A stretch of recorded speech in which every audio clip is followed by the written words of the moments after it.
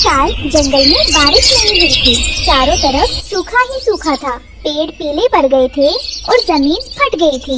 पक्षियों के पास खाने के लिए एक दाना भी नहीं बचा था। माँ, पेट में बहुत दर्द हो रहा है।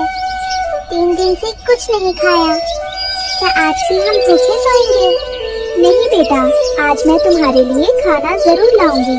तुम दोनों बस थोड़ा इंतजार करो। रानो उड़ते हुए कालू कौवे के घर के पास से गुजरी। कालू ने अपने घर में ढेर सारे गेहूं और मक्के छिपा रखे थे, लेकिन वह किसी को एक दाना नहीं देता था।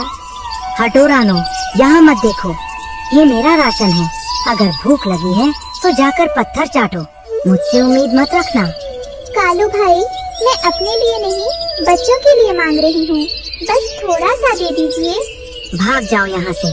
यहाँ कोई लंगर नहीं चल रहा। रानो हताश होकर जंगल में भटक रही थी। उसे सूखी नदी के किनारे कुछ जंगली हरी घास उगी हुई दिखाई दी। यह घास बहुत कड़वी और सख्त थी, जिसे जानवर भी नहीं खाते थे। यही सही, दाना नहीं तो घास ही सही। कम से कम मेरे बच्चों का पेट तो भरेगा। मुझे इसे ही पकाना। रानो ने अपनी चोंच से वह सख्त घास तोड़ी और उसे एक चपटे पत्थर पर रखकर दूसरे पत्थर से पीसना शुरू किया। उसे पीसने में बहुत मेहनत लग रही थी। पास ही खड़ी एक गौरी गाय रानो को यह करते हुए बड़े दुख से देख रही थी।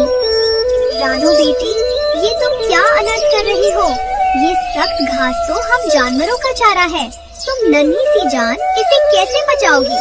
ये तुम्हारे नाजुक पेट को पत्थर कर देगी। गौरी माँ, जानती हूँ, लेकिन मेरे बच्चे 3 दिन से भूखे हैं। एक माँ के लिए अपने बच्चों की भूख से बड़ा कोई दर्द नहीं होता। अगर यह जहर भी होता तो भी मैं इसे पीसकर खाना बना लेती। हे ईश्वर, इतनी बड़ी परीक्षा। बेटी, मेरा आशीर्वाद तेरे साथ है। तेरी ममता इस घास को भी अमृत बना देगी। बस माँ, दुआ करना कि बच्चों को पता ना चले कि यह घास है। अगर मैं इसे अच्छे से पीस लूं और पानी मिलाकर गूंथ लूं तो शायद वे खा लेंगे। गौरी गाय का दिल भर आया और वह वहाँ से चली गई, क्योंकि वह रानो का संघर्ष देख नहीं पा रही थी। रानो फिर से पत्थर घिसने में लग गई। रानो ने उसे तवे पर पकाया। यह देखने में तो रोटी जैसी लग रही है, लेकिन इसकी महक बता रही है कि यह बहुत कड़वी है। बच्चे इसे कैसे खाएंगे? तो गरम गरम हरी रोटियां लेकर घोंसले में आई। बच्चे खुश हो गए, लेकिन रोटी देखते ही रुक गए। माँ, ये कैसी रोटी है? ये तो हरी है और इसमें से दवाई जैसी बदबू आ रही है।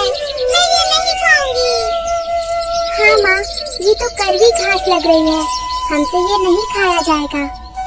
रानो जानती थी कि अगर बच्चों ने नहीं खाया तो वो मर जाएंगे। रानो ने मुस्कुराते हुए रोटी का एक बड़ा टुकड़ा तोड़ा और अपने मुंह में डाल लिया। घास जहर जैसी कड़वी थी, लेकिन रानो ने चेहरे पर शिकन तक नहीं आने दी। अरे वाह गुड़िया, तुम पागल हो क्या? ये घास नहीं है, ये तो पिस्ता वाली शाही रोटी है। इसमें मैंने जंगल की खास चीनी मिलाई है। ये तो बहुत मीठी है। बहुत स्वादिष्ट। माँ को इतने मजे से खाते देख बच्चों का मन ललचा गया। उन्हें लगा शायद माँ सच कह रही है। सच्ची माँ, क्या ये मीठी है? हाँ बेटा, खाकर तो देखो। आंखें बंद करो और खाओ, बिल्कुल मिठाई सी लगेगी। बच्चों ने माँ पर भरोसा करके रोटी खा ली।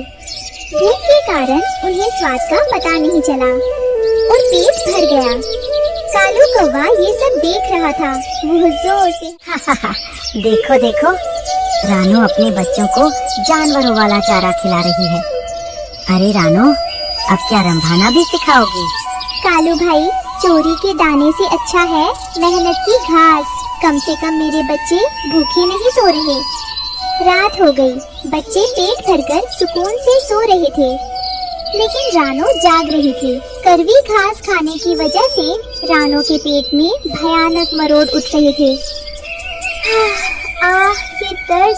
लेकिन शुक्र है मेरे बच्चे सो रहे हैं। अगर मैं रोई तो वो जाग जाएंगे।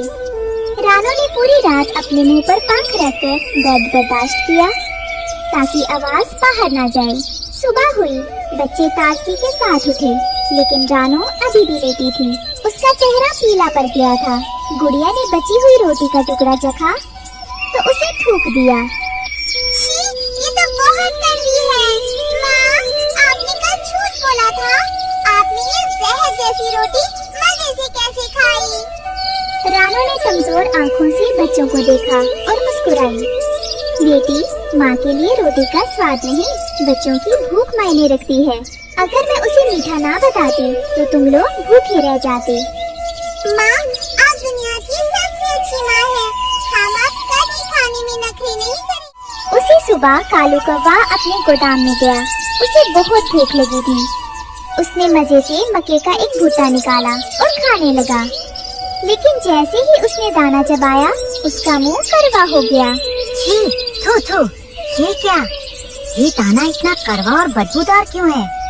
कालू ने देखा कि हवा ना लगने और दूसरों को ना देने के कारण उसके जमा किए हुए सारे अनाज में फफूंद लग गई थी और काले कीड़े पड़ गए थे। हाय मेरा नसीब, मैंने ये अनाज किसी को नहीं दिया और अब ये मेरे खाने लायक भी नहीं रहा। मेरे पास अनाज होकर भी मैं भूखा हूँ। रानो की तबीयत ज्यादा खराब हो गई थी। गुड़िया ने पड़ोस से डॉक्टर तोता को बुलाया। डॉक्टर तोता ने रानो की नब्ज देखी और पास पड़ी हरी रोटी को देखा।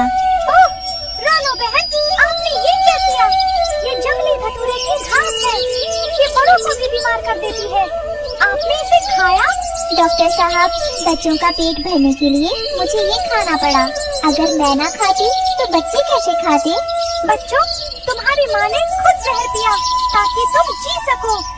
इनके चरणों की धूल माथे से लगाओ। रानो का त्याग देखकर कुदरत भी पिघल गई। अचानक आसमान में काले बादल घिराए और बिजली कड़की। गड़गड़ गड़गड़। महीनों बाद जंगल में तेज बारिश शुरू हो गई। बारिश, माँ, बारिश आ गई। बारिश के पानी ने रानो की बीमारी धो दी।